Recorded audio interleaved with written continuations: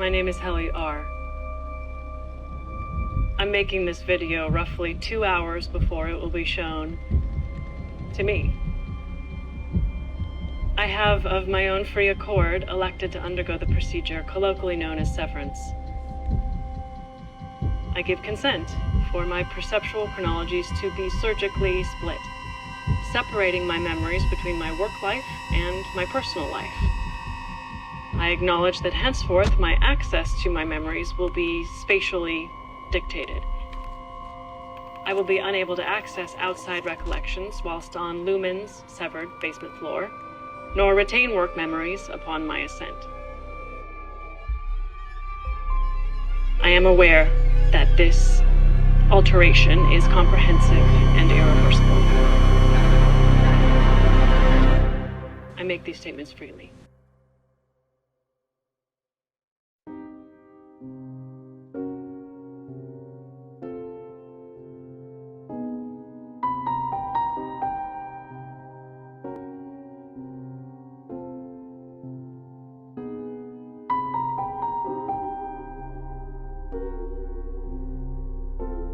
Severance is quite the mysterious show. Ever since its first season debuted on AppleTV Plus in March of 2022, You stupid! the concepts and ideas it introduced prompted a handful of discussions throughout the online streaming community. Severance is about a medical device company named Lumon Industries using medical procedures to separate their employees' work memories from their personal memories, making them unreachable until the clock hits the 5 mark and all the employees go home. Sounds pretty harmless until you start to realize there's something off about it. The idea of a greater conspiracy behind the Severance program is first presented in the premiere episode, where at this point you start asking questions. What is Severance about? What was it trying to do? What is the data that MDR is working on around the clock? What is the significance of the testing floor? What is the 266 protocol? Why is the layout of the severed floor so large? Why is the security in this place so airtight? Why does this company give their workers weirdly out of place perks all the time? And arguably most important, why does this company force their employees to have 2 separate personalities? What is Lumon hiding? The fact that these questions aren't answered makes it all the more entertaining, with its uncertainty looming over the characters like a dark cloud of tension. So, in today's episode of JustCarp Complains, I'm going to be discussing Severance, the greatest show you've never seen. I know that phrase has been bouncing across YouTube for the past few years, but trust me, this is a show that truly lives up to that title. Good evening, everybody. It's your boy Californication here. Welcome back to another episode of Just.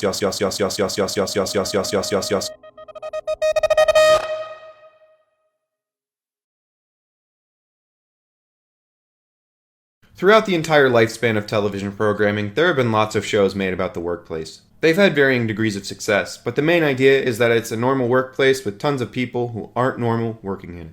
Severance is quite the opposite of that, but not in the way you'd expect. Severance is the brainchild of Dan Erickson. The guy had previously worked as a writer for Lip Sync Battle and took on many other jobs before his idea for this show came to the attention of Ben Stiller. Everybody knows him as Alex from Madagascar, and a bunch of other stuff.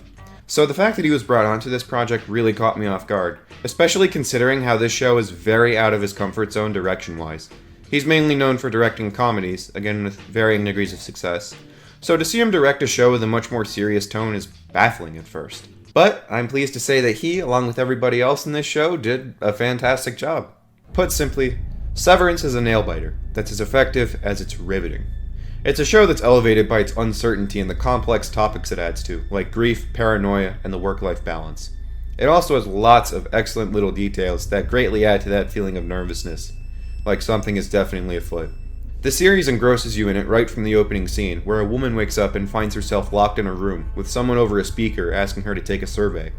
After she does, she eventually finds out her name is Helly, a new employee at Lumon whose work life and personal life have been physically and mentally separated. Severed, if you will. From there, she meets her coworkers in Lumon's macro data refinement department.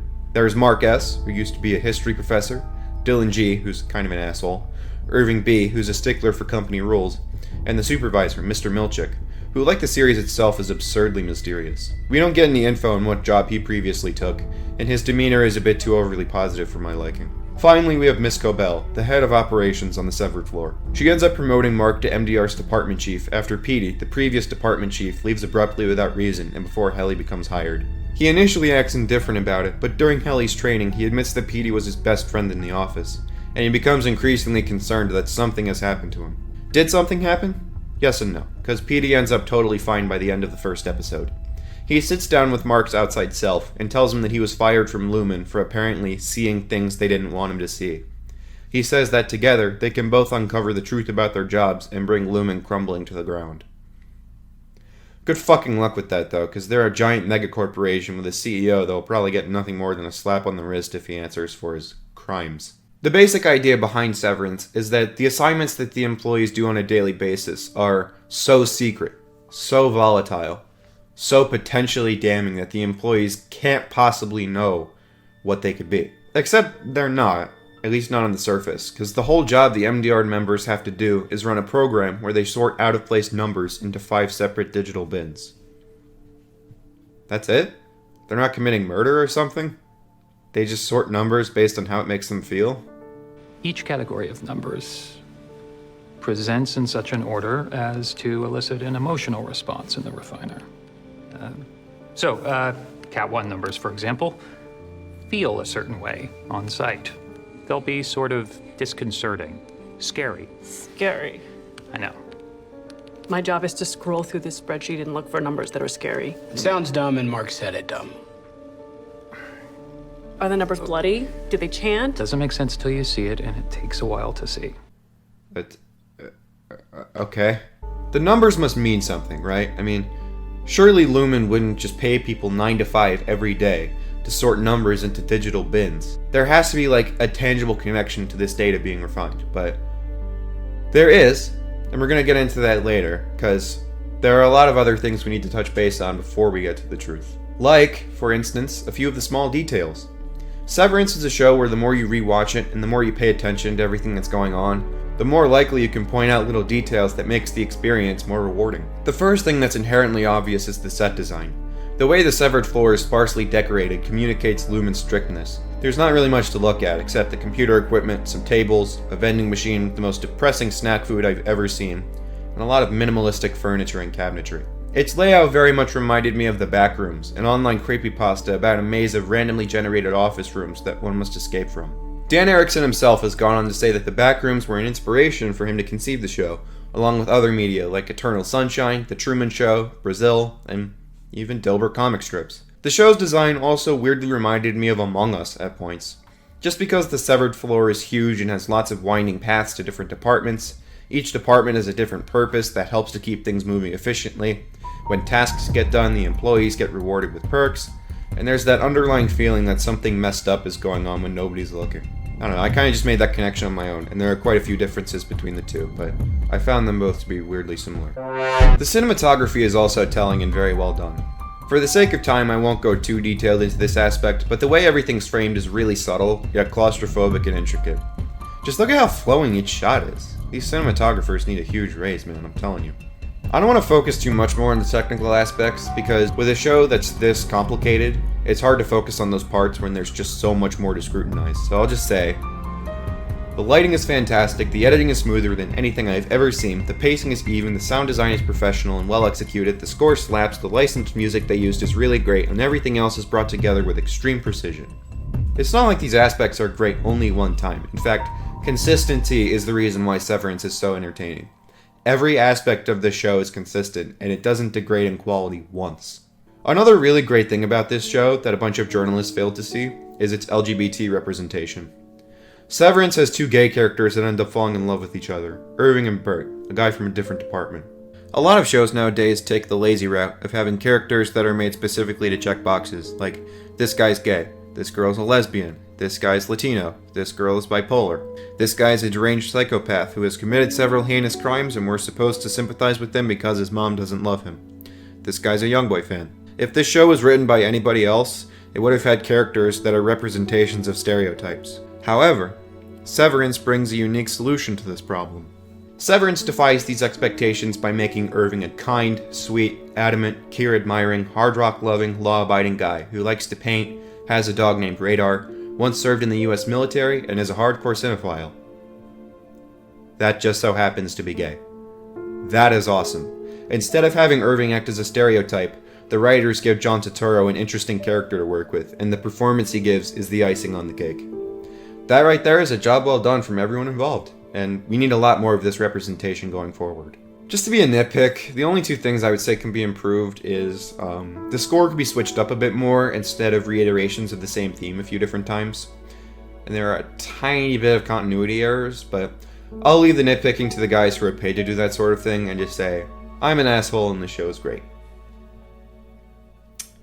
Anyway, I digress. Alright, now let's get into the really good stuff. There is a lot unknown to us as well, but we keep plugging along. It's important work, obviously. Everything we do here is important. It's important because it actually is, or because you're saying it is? Look, maybe we should work together on this. Together? Doing what exactly? Finding out why there are goats, or, finding out how big this place is, or how many of us there are.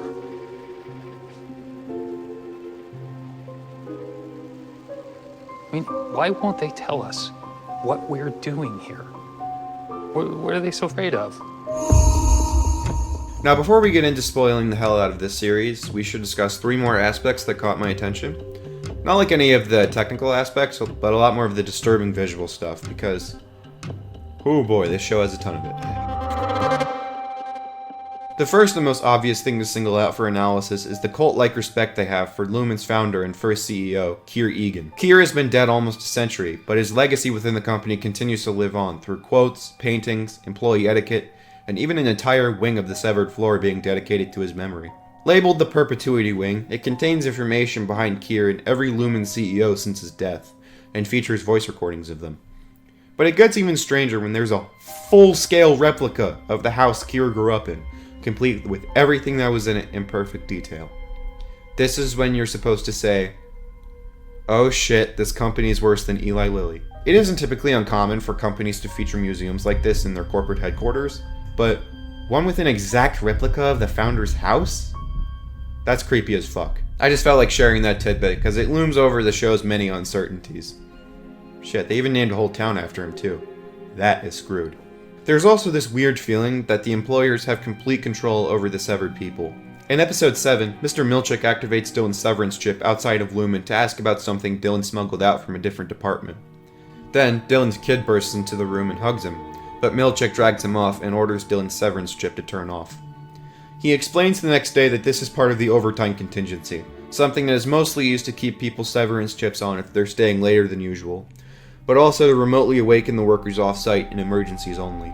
This concept of deep-rooted employee control is shakingly disturbing, because 90% of the time, the outside versions of the characters refer to their innies as 2 different people, and vice versa. Just the idea that an entirely different version of yourself exists only on a bottom floor at Lumon and can't be accessed in the outside world except when a 1 in a million chance occurs? That's just wild to even think about. The creators of this show are able to portray this so raw and honestly though. They make it seem like, yes, more and more companies could adopt the severance program and put more versions of people on a bottom floor spending their days sorting numbers into bins based on how they feel. This show really screws with your head. That being said, there are some funny moments. The way that this show injects comedy into its otherwise dark and depressing episodes never fails to amuse me. Upon request, I can also perform a hug. You know, I've been exhibiting signs of sadness. Could I get one of those? No. Get fucking smoked, Spider Guy. Alright. Now that we've talked about those 3 things, it's time to finally unravel the biggest question this show has forced upon its audience. What is it the severed employees do? We're going to be specifically focusing on what the Macro Data Refinement Division does, since the plot mainly revolves around them. For real though, I thought that uncovering this damning evidence would be a very trying experience, but as it turns out, someone has already done my job for me. That I don't get paid for. There's this free book on Apple Books called Severance, the Lexington Letter. There's no name attached to it, but I imagine it's written by one or more of the show's writers. The Lexington Letter tells the story of Peggy Kincaid, an MDR employee at a Lumon facility in Kansas, who wrote a letter to her local newspaper. She explains how after she quit her job as a school bus driver, She was hired by Lumon on the spot to work on the severed floor in the MDR department. For the first 2 years, she enjoyed not having to remember what she did every day. But one day she goes up the elevator and finds a note from her innie in one of her pockets. Quick side note. It's made clear from the pilot episode that Lumon strictly forbids writing anything to your outside self. Any attempt to do so will trigger all of the alarm systems in the building, and... Actually, I'll let you figure the rest of that one out. But through an old language that Peggy used to communicate with her sister when she was younger, she's able to bypass Lumon's code detectors and write to her outside self. Her innie mainly just asks questions about what life is like on the outside, until a few months later, when her innie tells her ecstatically that she completed a really big MDR file named Lexington. She writes how her innie spent a lot of time working on it and everyone's proud of her. And Peggy's outside self, goes home and learns that after turning on the news, that a big truck containing supplies for Dorner Therapeutics exploded in New York City at exactly 2:32 p.m., killing 6 people and scarring many more. The significance? Dorner Therapeutics is a major competitor for Lumon in the medical device industry, and Peggy's innie said she completed the Lexington letter at 2:30 p.m., exactly 2 minutes before the bomb went off.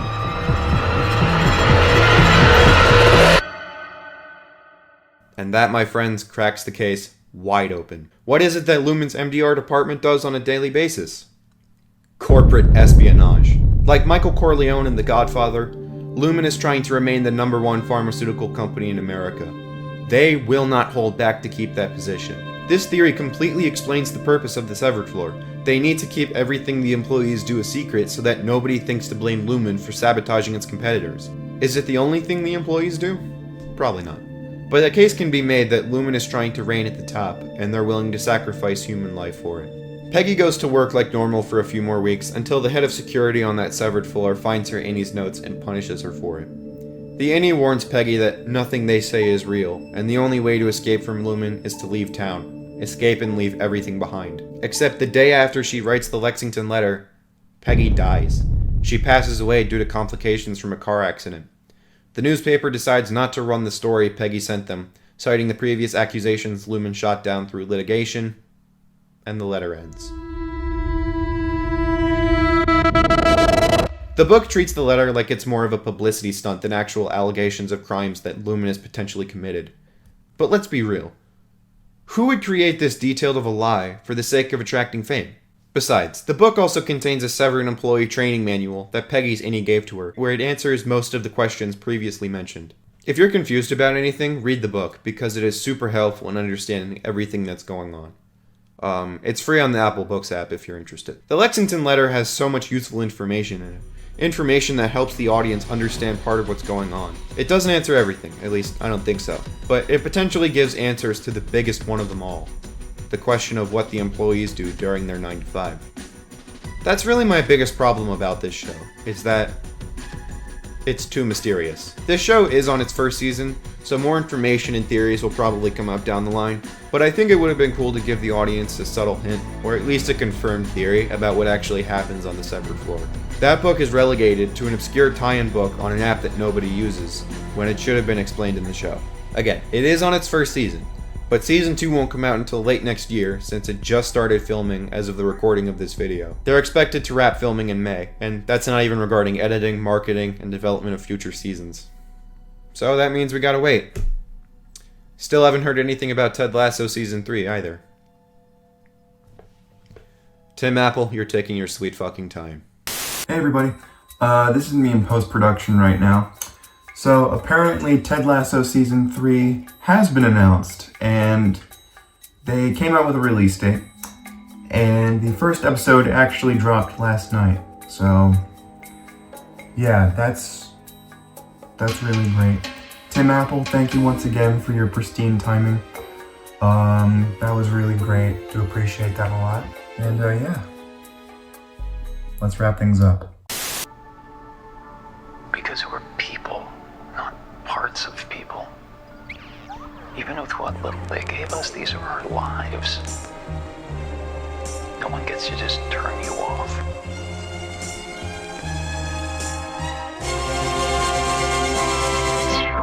Severance is a beautiful show.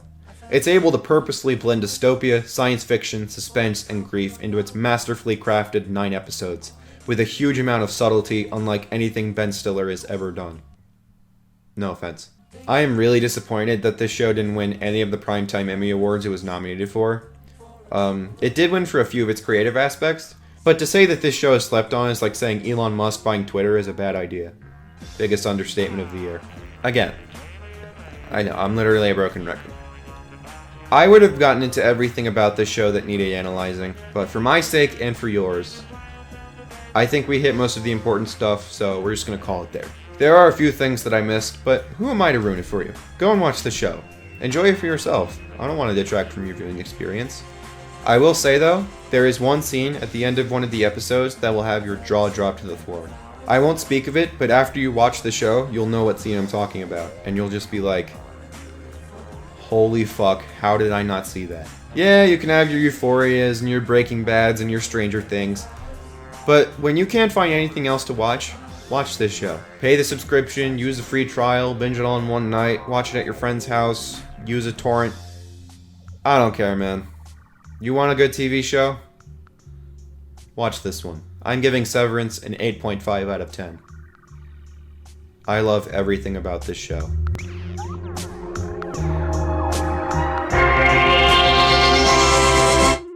Equally.